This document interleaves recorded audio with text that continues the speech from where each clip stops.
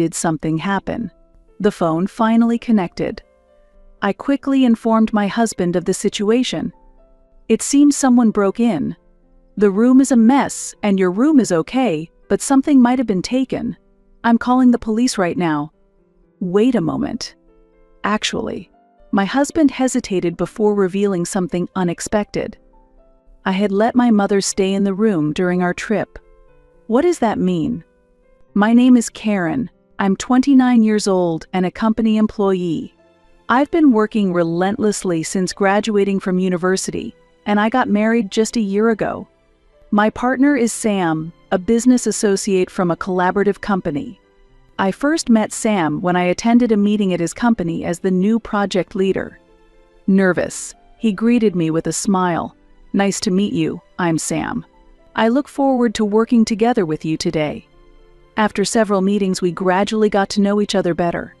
One day after a meeting, Sam asked, "Karen, do you have some time now? Would you like to have tea at a cafe I recommend?" "That sounds nice. I'd love to go," I responded. During our conversation at the cafe, I was drawn to his sincerity and sense of humor, and I found myself opening up to him. "Karen, to be honest, I've been wanting to get to know you better recently. How about having dinner together this weekend?" When Sam said those words, my heart was filled with surprise and joy. Yes, I'd be delighted to come. After that, we began to go on more dates. Sam was always kind and listened to me attentively. It was half a year later. One night, after dinner, Sam suddenly confessed his love, saying, "Karen, to tell you the truth, I've always been thinking about you. Would you go out with me?" "I love you too, Sam. I look forward to our future together." From that moment, our romantic relationship began.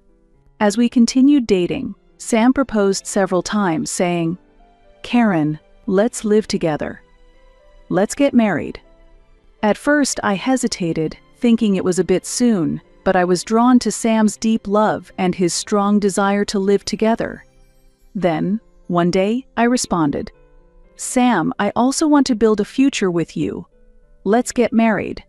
He was overjoyed, and from that moment, our new family life began. Having lived alone for a long time, sharing meals, watching TV, and enjoying conversations at home brought me great happiness. Thus, I am very satisfied with my married life with Sam. However, if there is one concern since getting married, it's about my mother-in-law. She had Sam at a very young age and is still in her 40s. Sam, raised by his single mother, is very close to her, and they often go shopping together at her invitation. Perhaps because of this, my mother-in-law finds it hard to let go of Sam, and she frequently interferes in our marital life. When we were choosing a dining table for our new apartment, my mother-in-law came along. "Karen, how about this table? I think it's wonderful." "Yes, but it might be a bit too big." I hesitated, but my mother-in-law pushed further. "No, having a table this size will make family meals much more comfortable. Right, Sam?" She prompted Sam for agreement. "Yeah, maybe a larger one would be better." As Sam agreed, my mother-in-law decided by saying, "Then, it's settled." Moreover, for some reason she had received a spare key from him, and often came to our house without prior notice to cook. One day when I came home, my mother-in-law was making clam chowder in the kitchen. "Karen, welcome home. I'm making clam chowder today." She said this with a smile. "Mom, it's a bit troublesome when you come over without notice." I said that modestly, to which she responded with a smile. "Don't be so formal. We're family, and it shouldn't be a problem to visit any time, right?" Moreover, my mother-in-law often asked me to cook for her. "Karen, next weekend, please come to my house with Sam and prepare the meal." But you are such a good cook. Why do I need to do it?" "It's not like that. It's good for young people to take the opportunity to work hard. Sam is looking forward to it." "Yes, your cooking is always delicious, Karen. I'm looking forward to it." Sam responded nervously, and my mother-in-law's interference continued, increasing my stress gradually. Not only was she interfering, but she also showed blatant displeasure towards me, often throwing sharp words my way. For example, when we were celebrating Sam's birthday at our house recently, she showed up unannounced. "Happy birthday." "Ah, Mom." "Oh? Is Karen here too? Were you off today?" "I took a day off to celebrate Sam's birthday." "That's a mistake. Sam and I were planning to have a big celebration for his birthday, just by ourselves. Your presence spoils our plans.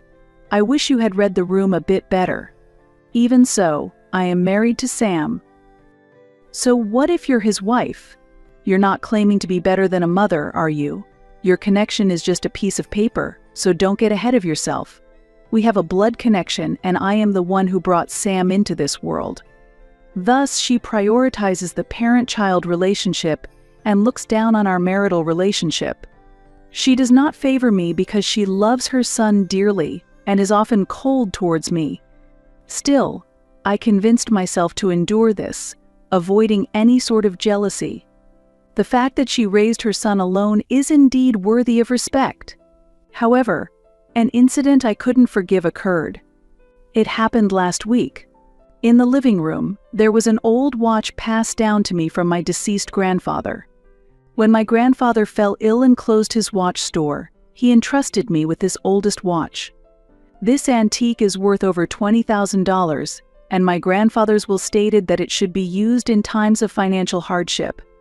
After my grandfather's death, this watch became a very valuable heirloom to me. The reason I keep this worn-out watch in the living room is to always feel close to my beloved grandfather.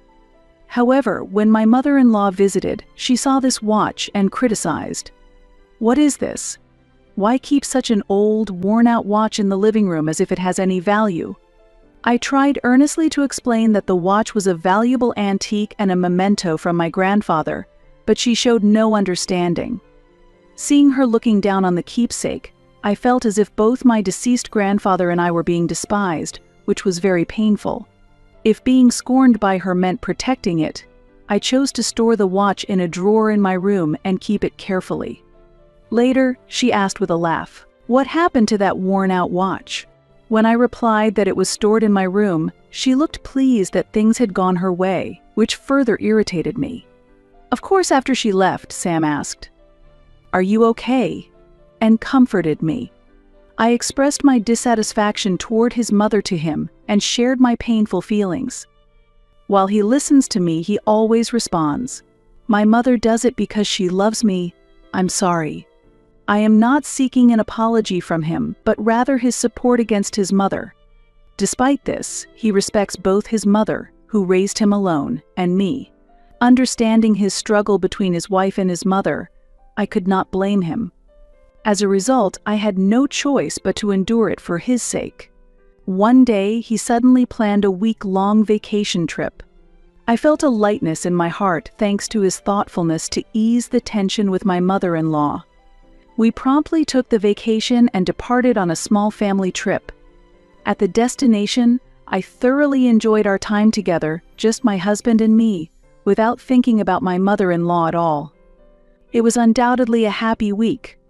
Time flew by, and the day to return home arrived. Sam had to stop by his office first, so I went home alone.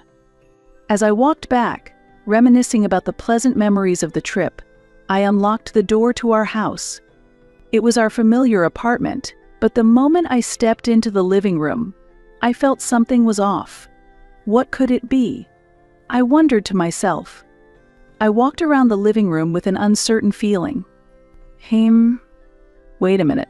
I remembered closing the windows and curtains tightly when we left. However, now I noticed the curtains were slightly open and the window lock was undone.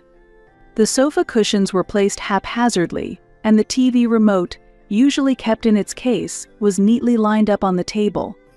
It seemed like things in the room had been subtly moved. The room was clean, but as someone who meticulously keeps everything in order, these small discrepancies made me deeply uneasy. When I went to the kitchen, I found that some food was missing from the fridge, and there were water marks in the sink, clearly indicating recent use. What does this mean? I looked at the entrance, but saw no other signs. I suspected that my mother-in-law, who has a spare key, might have entered without permission, but it seemed unlikely she would do so while we were away. Also, it was impossible for us to have left the window unlocked. At that time, I believed my mother-in-law had some sense of propriety. Then, the suspicion that it might have been a burglar crossed my mind. However, I was reluctant to accept that possibility and forcefully denied the thought. If it were a burglar, there would be more chaos. Everything inside is intact, so this must be a misunderstanding. Sam probably tinkered with something before we left. Despite trying to convince myself, my attempts to contact my husband failed, and my anxiety only grew. What should I do if, by chance, someone did enter? As I opened the door to my room quietly, feeling apprehensive, I was shocked by the scene before me. My room was completely ransacked. Clothes that should have been neatly arranged were haphazardly thrown on the bed, and underwear was scattered on the floor. The drawers of the dresser were overflowing with clothes, all jumbled up. The most shocking thing was the state of my desk. Every drawer had been turned upside down, and the contents were strewn about. I hurriedly checked the other rooms, but only my room had been affected. Why just this room? There's nothing of high value here.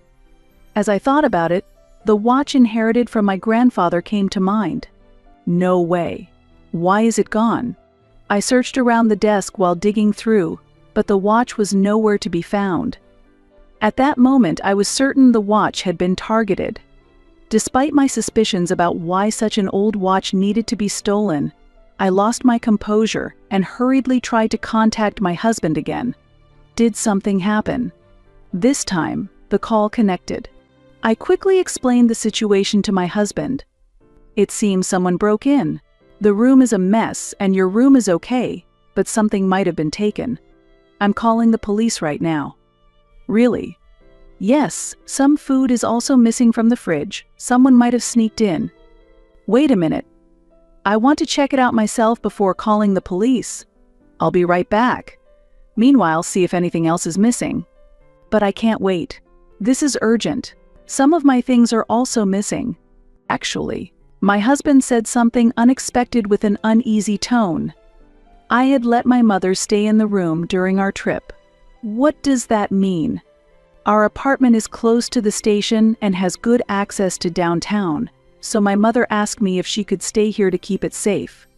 Wait, why would you make such an important decision on your own? I wasn't informed at all. Knowing that I dislike her, I was angry at Sam's lack of consideration for letting her use our apartment. However, he did not try to address my anger but simply tried to persuade me. There's no need to be so upset.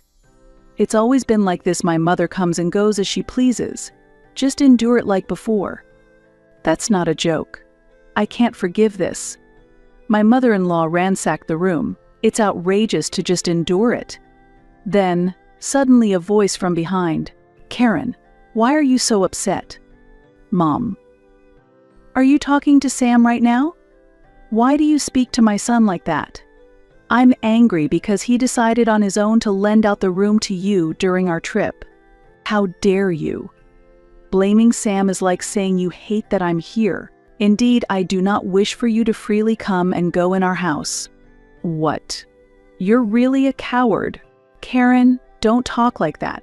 You just blame and get angry at my mother without any basis, acting like a victim, but it's all just your imagination. It was clear that I had actually suffered damage, and it was true that my mother-in-law had used the room, so it was unclear why I was being blamed. Moreover, it was surprising that Sam would defend his mother in this situation. After a while, he came home, furious, and took her side, blaming me. I can't accept such accusations. Karen, this is unforgivable. I forcibly took my husband and mother-in-law to my room to show them the situation. He could not hide his surprise at the disarray. However, she showed no sign of surprise, as if she already knew, and it quickly became clear that she was the culprit. Mom, please be honest. Did you ransack this room? Even if it was messy, exaggerating about it is a bit much. I just forgot to clean up. That's all. If I clean up now, there shouldn't be a problem, right? I was going to do it later anyway. You're being too sensitive." She admitted her wrongdoing but showed no sign of remorse. Upon discovering that she was the culprit, Sam suddenly felt awkward and remained silent, looking down. She began to justify herself. "I borrowed Karen's clothes because I left mine at home. We're not that different in height, and I thought it would be okay to borrow a bit. We're family, so getting angry over this seems unreasonable, don't you think? You're being too sensitive." He then started to agree with her. "I think so. You can't blame everything on my mother just because things are missing. Borrowing things among family is normal, and it's strange not to forgive a little mess." I had hoped for an apology from him and wanted her to apologize to me as well. However, the reality was the opposite. He asked me to apologize to her for my supposedly inappropriate words and presumptuous attitude. Despite it being clear that she was responsible for ransacking my room, seeing him staunchly support her rapidly diminished my affection for him. I felt an increasing sense of emptiness. I had endured believing my husband cared for me as much as he did his mother, but the truth was different. To avoid criticism towards himself, he fervently blamed me and clearly favored his mother, making me feel neglected. At that moment, I felt my heart break, and I resolved to take revenge against my mother-in-law. There's no need to hold back and be considerate towards Sam anymore. I cannot let this go. Before he returned, I had already prepared my response. "Mother-in-law, let me ask you clearly, where did you take my watch? I don't know about any watches. Why would I be interested in that old thing?" While she answered, she couldn't hide her agitation. I was certain that she had stolen it, but no matter what my husband would say, I had decided not to forgive her. I pressed her further. "But mother-in-law, you admit that you made a mess in this room, right? There are things that should be here but aren't. You must know about that. Hey, stop suspecting my mom if she says it's not her. Is it worth getting so upset over just a watch? If you really want a watch that badly, I'll buy you a new one, so let's drop this subject. Please stop interfering. That watch is the only heirloom from my grandfather, and it's irreplaceable. I won't give up until I get it back. I've said many times I haven't stolen anything. You're really being too noisy." "It's fine to be noisy. If you truly didn't steal it, then we must consider that a thief broke in. If that's the case, this is now a case for the police, so I must call them immediately. Fingerprinting and other investigations will help us find the culprit quickly." After saying this, I grabbed my cell phone and walked out of the room. At that moment, my mother-in-law hurriedly tried to stop me. "Wait, please wait. There's no need to call the police. To be honest, I did borrow it a little. I will return it in a week, okay? Just a moment ago, you claimed you knew nothing about it.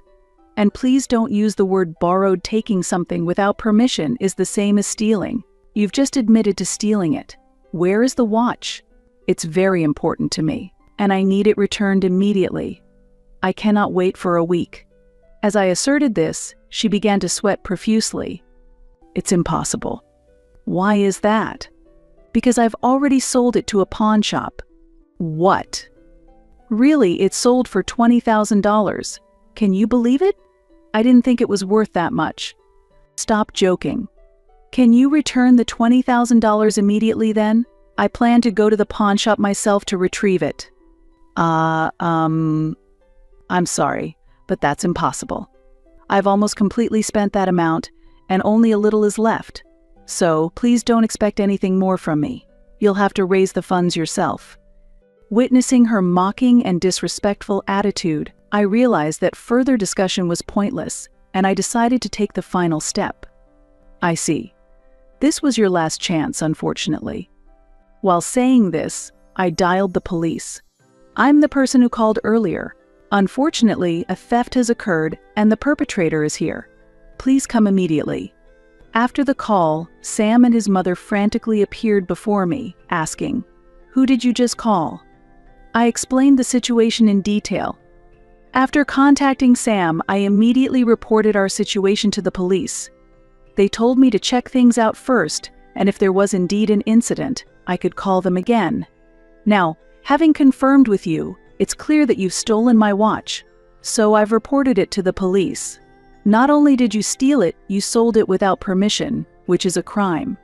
Using that money for personal use is also a crime. What are you talking about? I kindly converted that unnecessary item into cash for you, and instead of being grateful, you call the police? I'm shocked. Karen, isn't this a bit too much? My mother is your family too. Family? I can't consider someone who steals my belongings and feels nothing about it as family. She's a criminal. A criminal? No, I've said it many times, I haven't done anything. Really? Well, all of this conversation has been recorded, and I plan to submit it to the police as evidence. You shouldn't underestimate the police.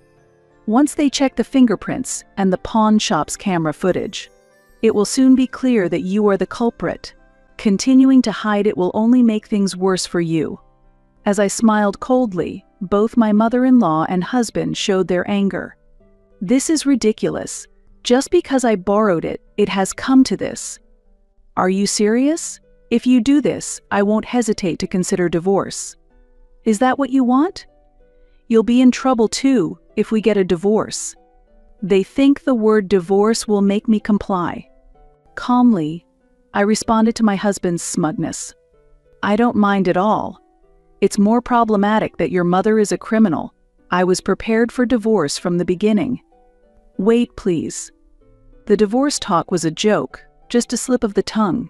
I got too emotional. Please reconsider the divorce. I'll apologize as many times as it takes. Just please overlook my mother's actions. While my husband said this, tears appeared in his eyes.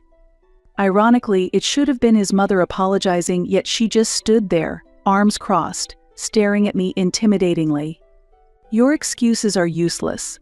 I have forgiven you and her multiple times before, but you always ignore my feelings and continue to defend her. This time, I will not forgive either of you. My firm stance left my husband without a reply, and my mother-in-law was infuriated. Actually, before this incident with the watch, I had already been victimized by your mother. Several times after my payday, the $500 that I had left at home went missing. I knew she had been around, but without evidence, I couldn't speak up. However, since discovering she is the culprit, I had been deliberately placing counterfeit bills. Did you know about that? I explained calmly. What should I do? What should I do? She was panicking and sweating when the police arrived. I explained the situation to the officers.